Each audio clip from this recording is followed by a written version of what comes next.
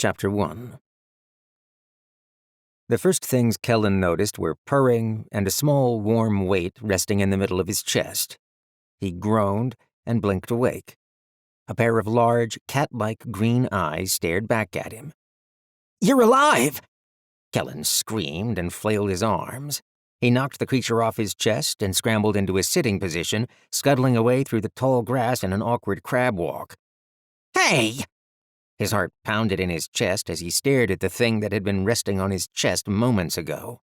It looked like someone's stuffed animal brought to life. Downy, cream-colored fur covered a football-shaped and sized body.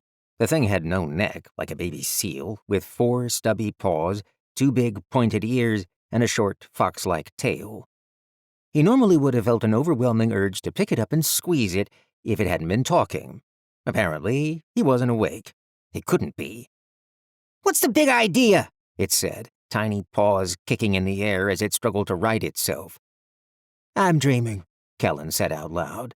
It was always easier to wake up from a dream when you realized you were in one. "You're not dreaming!" The little football-shaped fox bounced up and down over the tall, golden grass. "I'm your mana-beast." "I'm dreaming," Kellen repeated. But he was less sure of himself this time. Nothing made sense. The last thing he remembered, he'd hit a rock while cutting grain in the harvester, and the blood drained from Kellen's face. Memories flooded back. That wasn't the last thing he remembered. The last thing he remembered was Allison disappearing into that bright blue light.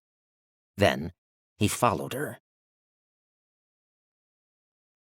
Coyote Lady watched the poor young man from Earth try to make sense of what just happened to him. Even she, a primeval tasked with observing the ley lines and portals between Oras and Earth, was surprised when the stone in Idaho came to life. As the 4th Nocturne approached, the portals had grown less active, but more erratic. A shout of alarm curled Coyote Lady's lips back from her 2 canine fangs in a smile. She chuckled to herself as Kellen ran from his mana-beast, still unnerved at the concept of a talking creature with a personality. He only made it a few feet before his feet tangled in the tall, dry prairie grass, and he fell hard. His new mana-beast was on him in an instant, oblivious and ignorant of why his presence upset the young man. They both had a lot to learn. At her side, Raccoon Boy snickered. "He'll be dead in a day." Coyote Lady shot her companion a sidelong glance. "I'll take that bet." She held out a hand.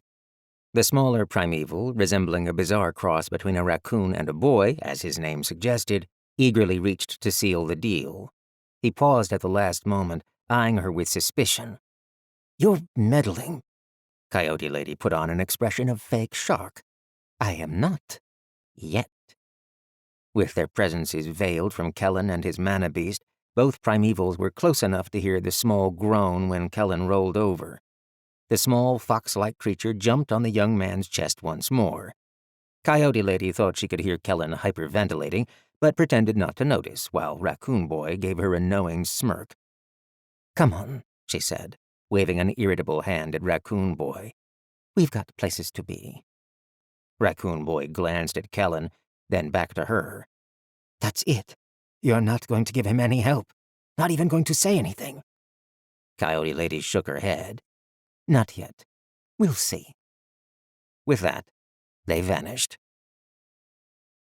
Kellen's mind struggled to comprehend, well, anything. Ignoring the incessant questions from the talking animal perched on his chest, he tried to piece the day's events together. He'd woken early that morning to start cutting grain. Allison had wanted to ride in the cab of the harvester with him, and their parents had given her permission to tag along. They'd only been out for about an hour when he had hit something. Backing up, he'd discovered a flat-sided rock about the size of a mini-fridge sticking out of the ground. That alone had made no sense. He had felt certain the rock hadn't been there when they'd planted the field the previous spring. You couldn't miss something that large sticking out of the ground. Even stranger, however, the rock had started to glow. That was the blue light he remembered. He had shouted for Allison to get away from it, but the light had grown brighter until he couldn't see her anymore. She'd screamed. He had jumped out of the harvester, ran blindly toward her, and there he was, in the middle of who knew where, with a talking plushy fox. Maybe he'd fallen and hit his head. He didn't think he was dead. At least he hoped he wasn't dead if this was what heaven was. He sat up, gingerly lifting the fox from his chest in case it tried to bite him. The creature's fur was every bit as soft as it appeared. It seemed friendly, but it also shouldn't be talking, so Kellen didn't want to take any chances. Heart pounding, he sat it down next to him. "I'm not going to eat you," the fox said, as if reading his mind. It opened its minuscule mouth as wide as it could, revealing a pair of tiny fangs. "How would I even do that?" Some part of Kellen decided if he didn't reply and pretended the fox didn't exist, it might go away. To distract himself, Kellen examined his surroundings. Maybe there would be some signs of where Allison had gone. The sky above was dirty blue, marred by the brown haze of wildfire smoke. At least Kellen assumed it was wildfire smoke based on the smell in the air. Like home, it seemed to be late summer, a hot and dry one at that. Unlike home, tall, crooked pillars of red rock jutted up randomly all across the endless expanse of grassy hills. There didn't seem to be another living thing in sight. "Allison!" Kellen stood and yelled from cupped hands. "Allison!" He shouted while turning around, hoping to hear her reply or see her running toward him. In every direction, the scenery looked the same. Empty. "Is Allison another human like you?" the fox asked after several moments passed. Before Kellen could answer, it started yelling his sister's name repeatedly. More concerned about finding his sister than addressing the unexplainable creature at his feet, Kellen resumed shouting too. He didn't know how much time had passed, but eventually his throat grew hoarse and sore. Allison, nor anyone else, had responded. Sinking to his knees, he fought against the panic rising within him. His sister was nowhere to be found. He was nowhere to be found. And even if by some miracle Allison did appear, there was no harvester, no rock, nothing that might provide a clue to how to get home from wherever they were. As his chest tightened and his breath came in quick gasps again, the football fox drew closer and nudged his hand with its tiny nose. Rather than freaking him out further, Kellen found the feeling strangely calming. "Hey, you doing okay?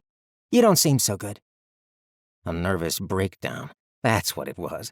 Maybe heat stroke. He was hallucinating. Had he hit his head? He clung to the small hope that he was really dreaming. If so, everything would be fine when he woke up.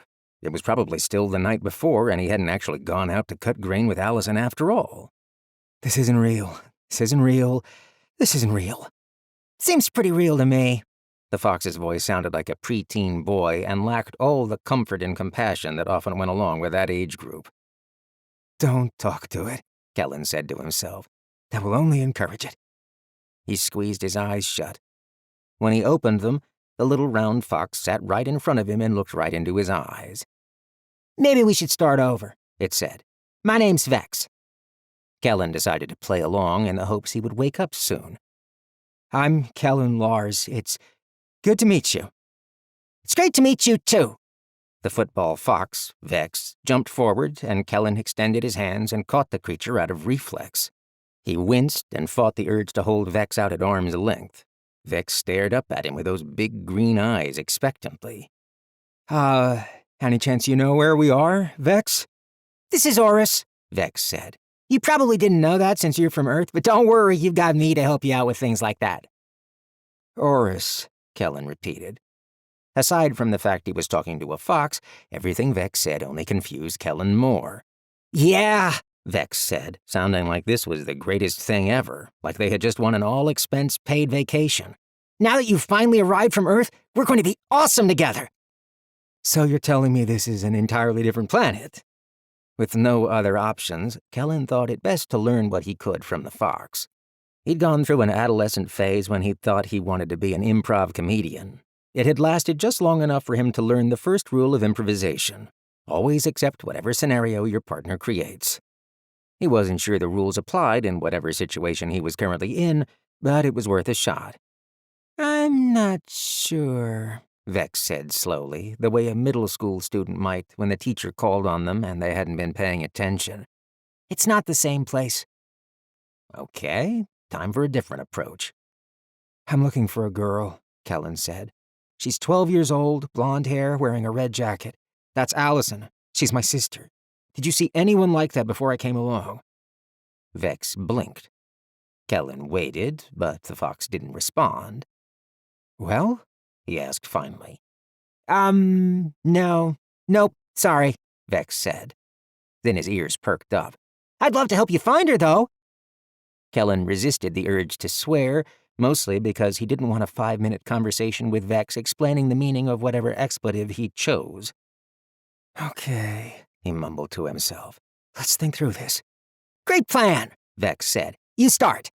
He plopped down and looked up expectantly. Ignoring the fox, Kellen sat down in the grass and worked to piece together what he knew. Allison had disappeared into the light before him. He had to assume she'd ended up roughly in the same place he had, if this place was real. What would his sister have done in the same situation? Had a talking animal appeared to her as well? He snorted at the thought. Knowing Allison, she'd have already taught it a trick while she waited for him to show up. That was what bothered him now. If his sister was anywhere nearby, she would have heard him and would have found him.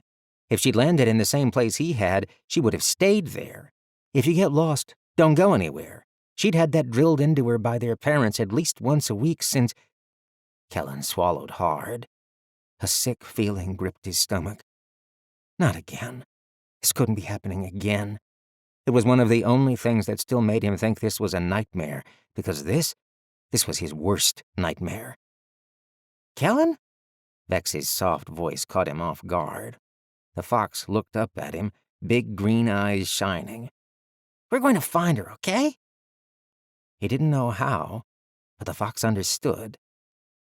Pushing aside thoughts of home, his parents, and a million other worries bombarding his rattled mind, Kellen stood up and brushed bits of dried grass from his jeans with shaking hands. He had to find Allison.